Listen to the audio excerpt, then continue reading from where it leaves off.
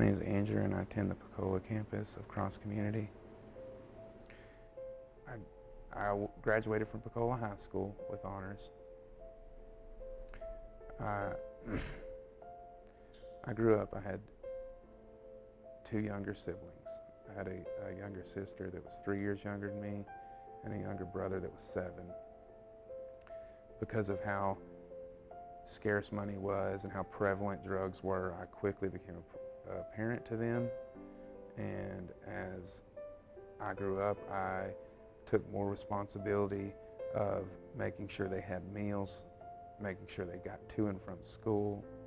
And sadly, I was oftentimes a parent to my parents. I continued to be a responsible person, working at least one, if not more than one job while attending school. I worked multiple jobs. I got a full ride to UFAS and attended for many semesters. And on my 7th semester going there, I had a family death, and my nephew died at 112 days. I didn't handle it well, and I actually began to crumble. I didn't have a foundation in Christ. I had no one to really turn to, and I continued to crumble over that summer and became heavily involved in drugs. Within a month, maybe 2, I was manufacturing. I was lying to the people I cared about. I was stealing. And even though I knew I didn't want to be a thief and a liar and a drug addict, that's what I was. This continued for 18 months or so. I dropped out of college. And where drugs often lead is jails and death. So it wound me up in jail. I sat with 15 years over my head, and I sat in there for 2 months. The entire time God was sobering me up. He was showing me that I was spiritually dead, and I began to grow closer and closer to Him through these 2 months until I was saved in jail. 3 days after I was saved, charges were dismissed, and I truly believe God had fulfilled His purpose of sitting me down there.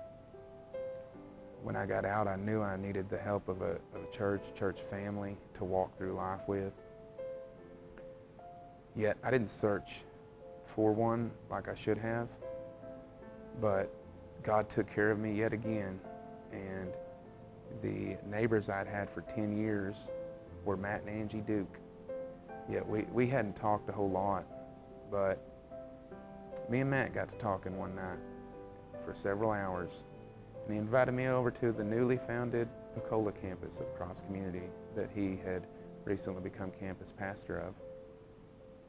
Next Sunday I attended, and I've attended since. I began to help the youth ministry by becoming a small group leader and serve in many other ways around the church. Through service, it actually improved me and my relationship with Christ. More members that were similar to my age came in. We actually now have an awesome small group of half dozen couples that are similar age as me, that we support each other, we sharpen each other in Christ, and we give advice that isn't selfish but Christ-centered. I would like to end by saying that truly Christ saved my life, that He put Cross Community in my life to continue to save my life.